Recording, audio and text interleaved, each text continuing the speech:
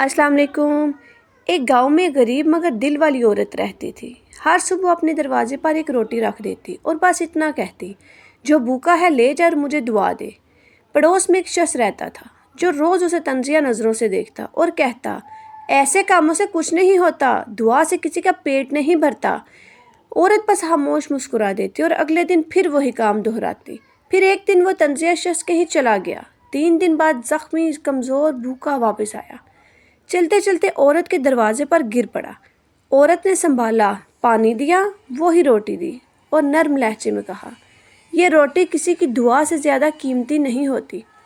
उस दिन उस शख्स को समझ आ गया कि नेकी कभी ज़ाया नहीं जाती। कभी किसी छोटे काम को मामूली ना समझो, हो सकता है कल वही काम तुम्हारे आ जाए।